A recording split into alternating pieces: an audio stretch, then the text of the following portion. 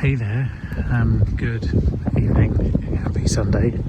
I'm just going for a quick walk because I haven't been out of the flat today. Amelia's just gone down, and as of this day, the day of this recording, I'm currently going back and doing the edits on the videos that I never did from the beginning of lockdown. Broadly speaking, the only video I've done since lockdown began is one. That's 6 months ago. Welcome to another episode of Toby Stupid Vlog. So I've got a lot of catch up to do. I've got about, 6 months, that's 26 weeks. So there's a fair amount of catch up in order. I'm doing one a day, so it's going to take a month. Isn't that insane? Anyway, that's quite bad. But other priorities during a pandemic, to be honest. I haven't stopped recording, I've just stopped editing, so let's see how far I get. For the time being anyway, it's work again tomorrow, back to normal old work with sat indoors in front of a laptop whilst the world burns. It's got pretty bad in terms of infection rates in the UK. I've got really high again, and there isn't a second lockdown yet. But then there wasn't a second lockdown when infection rates were this high last time, so I'm imagining, give it 2 weeks, and then they'll be like, oh yeah, we'll do it now when it's too late. Anyway, all the sporting events have resumed, but most of them without fans, and the events industry and the arts have been forgotten and ignored by the government and are currently in free fall. So let's see how this plays out. When there's this kind of nonsense on, it's kind of hard not to think back to what you were doing last year before all this.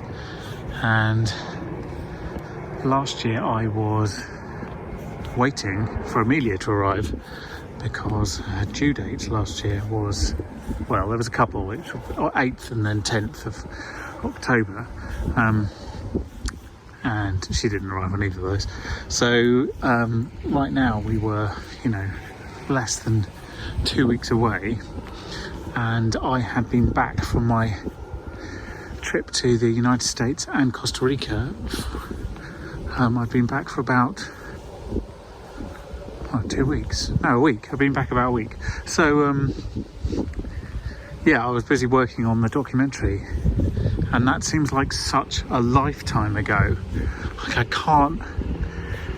It's so distant a memory, and it's so weird. It's weird because at the time it felt like this is just what I was going to do every year. I was going to go to America, we were going to film things, and then I was going to come back and edit them. And obviously, I haven't been to the US because, number one, the British government won't let us fly to the US because it's not on the FCO safe travel corridor list, and that means that it's basically impossible to get travel insurance to go. You could still go, except that the Oompa Loompa in charge of the United States signed an executive order about 3 months ago, which meant that people from Britain and the EU, for that matter, not just us, are not allowed into the United States unless they are military personnel working with the United States military, members of the UN, or health professionals, or US citizens returning as dual citizens. So those, being none of those things, we cannot go. So we have not been, and I was told earlier in the year that it'd be pushed back to November, but that's not going to make no difference. So it's weird having a whole year where, despite lots of plans, I'm not going to get to leave the country at all. And I know that for some people is not that unusual, and for various reasons: lack of desire, lack of funds, lack of interest. But I am very much, well, first of all, I'm very much European, so I like to go to Europe a lot, but also I consider travel to be one of the most brilliant educational tools in the world, and without it I feel like I'm just doing the same thing again and again. And so I really miss it, and you know, there were lots and lots and lots of travel plans for this year, and you know, a couple of them holidays and 4 or 5 of them work, and you know, furthest we've been so far is Kent, which admittedly is not that far from France, but there's a reasonable sized bit of water in between. You could swim it, but not without preparation. So yeah, it feels very, I really dislike it. It's like this is what breeds this sort of Little England mentality that is at least partly responsible for the mess that we're in at the moment. So I'm hoping that we'll get to go again soon, hopefully to a country that knows how to manage virus outbreaks, which there are several in Europe you could take advice from, if only you listened to anything that came off the mainland. My last thought for this walk this evening is I wonder how my generation will remember this time, and I'm not putting an end on it yet because I'm not convinced it's yet over, but I wonder how we'll think about it. At the start of this I thought that it would be a bit like my dad's generation remembers the war, in so much as it was unprecedented in their life. It was a constraint on their existence. All the things they used to be able to do, they suddenly could not.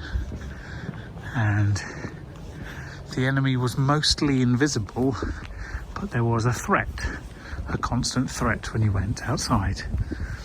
And whilst that seems like it should be horribly oppressive and what have you, a lot of my dad's generation have strangely fond memories because, as is often the case in the way the brain works, is unless something is hugely traumatic, your brain tends to remember the positives and accentuate them and get rid of the day-to-day negatives. So, you know, my dad was evacuated to the countryside up in Lincolnshire, and he has really fond memories of that time, and of the change in some ways. As a child, it's very exciting. But I kind of look back on the beginning of UK lockdown and think I really enjoyed that first month. The weather was improving all the time. It was spring, the flowers were out, but there were no cars on the road, very few people outdoors. It was beautiful. You got to see a vision of the world as you wish it might have been. And despite all the hardships, the people you couldn't see, the places you could not go, and the lack of choices that you had available to you, there was something very pure and simple about the experience. Now, obviously it wears thin after a while, but I think I'll remember certainly April and May quite fondly. And yeah, and but for very mixed emotions. Like, you know, Amelia's first holiday was cancelled because of it. We were going to go have this wonderful trip in Valencia, which I really wanted to go on, and so I was quite angry about that, but there's nothing you can do, and quite disappointed about the fact that I knew I wasn't going to get to go anywhere at all. But actually the experience day to day was strangely relaxing, despite the fact I was earning no money at all. So it's a very weird one, but I wonder if we'll look back at it in the same way. I might speak to my dad about this at some point and see what he says. I'm quite curious. Happy Monday. I've come out for a walk with a small one in between jobs just to get a bit of fresh air, partly because Saturday we went to Kingston, which, although it was technically going outside for a walk, it makes you feel slightly dirty afterwards. Going into shopping area with that many people, it's not a great feeling, although it was very nice to see. Amelia's nanny and cousins. And yesterday I didn't leave the flat except for my late walk in the evening so I could rant at you for a bit. But today the sun is out and it's blue. And it's criminal not to go outside when the weather's like this, so that's where we are. I do like autumn. It is a bit like spring backwards. But the problem is that means it starts fantastic and it gets sort of steadily worse until you get to... But if you just think of it like the first day of spring seemed like a really nice day, so why wouldn't the last day of autumn be a really nice day? Well, the answer is it's the 20th of December and the sun sets at like 3. No, it's not quite that bad, it's 4, but it's, yeah. It's about what comes afterwards, it's always the problem. But as long as you can get out and about, and as long as queue is open, the world doesn't feel too bad. I think historically I'd always feel quite melancholy at this time of year, and there's a lot of reasons for that, you know, going back to school when you're a kid and whatnot. But I think later on it becomes, if you take one large summer holiday, this is the time of year when you realise you're not going on holiday for a long time. But as we talked about yesterday, I haven't been out of the country in over a year, so that feeling is kind of gone. You have to just try and appreciate each season and each day for what it is, and it's kind of sometimes quite difficult, but it's not difficult when the weather's like this, so I'm trying to make the most of it. I'm trying to make this a very much more positive autumn, and thinking less about how miserable winter is and thinking more about how nice it'll be for Amelia's birthday and things we might be able to do around Christmas. I realise they'll only involve 6 people or less, but we might still be able to do them. Someone's offering me her water. Okay, I'll take that. Thank you very much. Yeah, there's always opportunities, and I mean, we may still get to Germany. We might see a Christmas market. Who knows whether they'll be open, how that'll work. But you know, you gotta stay positive, and if not, we'll find something else to do. We'll get a cosy cottage somewhere with a nice fireplace, and we'll go Christmas crazy. We'll buy like 4 turkeys and 2 pheasants and a goose, and we'll just eat ourselves into January. This is what happens when you send small people free. They go running off into the woods. What I like about this camera lens is it makes her look absolutely tiny. It's like a tiny pea running about next to massive trees. I can assure you when you pick her up, she's not that small.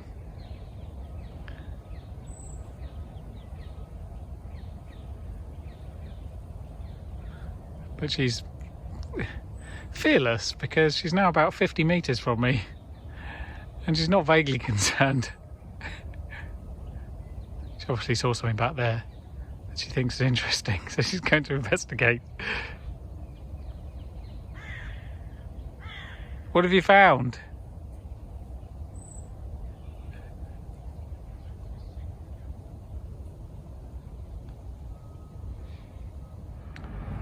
Another day, another grassy bit of land for Amelia to run around on. So today and yesterday has been super busy work-wise, so it's a bit annoying. I mean, it's great, you know, it's nice to earn money, but we've got such a nice sort of routine of me and Amelia being able to go a bit further afield and go for a nice walk and have a picnic lunch. You can't do that when you've got things on every day. It's quite annoying. It's like having a real job. So I've still got quite a bit more to do today, and then tomorrow I play a bit of catch up, and then we're back to some semblance of normality, for me at least, come Thursday. And it rather depends on incoming projects at that point. I might have to go and intercept this small person. She's making a beeline for the first person she sees. She does this. She sees a dog or a person. Managed to get out for a bit of a walk today. It's Thursday. It's been a bit miserable the last few days. It's been difficult. So, making the most of it. Going to Sainsbury's, it's not super exciting, but I tell you what, the sun coming out makes such a difference to my mood. Her Royal Highness here is just chewing on her sunglasses. It's too cool to wear them. I wish I had the same problem. The one piece of advice I always give everybody, happy Friday by the way, is that you should always clean your lens on your phone camera, because it's been in your pocket and it invariably gets a bit grimy and you end up taking photos and they look a bit sort of hazy or faded. It's generally because the lens is dirty. The problem is when you have a small baby in the house is that they invariably grab your phone and your camera lens is permanently disgusting, and it means that every morning, quite frankly every 10 minutes, is me grabbing the phone and cleaning the lens. Okay then, so it's Friday. I need to do a word of the week.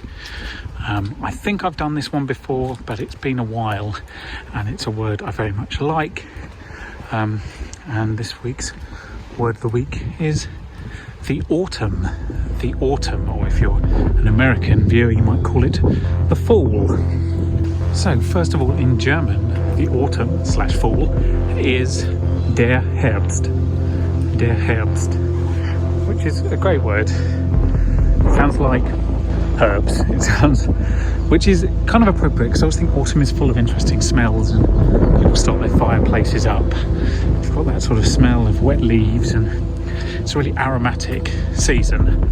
So der Herbst is autumn in German, and in Italian it's l'autunno. L'autunno is autumn in Italian. So there we go, that was autumn or fall in German and Italian, and that was this week's word of the week. I am on my way to buy pizza bases because I've run out of pizza dough that I made, because Amelia's had the last bit of pizza and I've got massive food envy, so I can't cope with the idea that she's having pizza and I'm not. Est-ce que je devrais avoir une voiture orange? Exactement.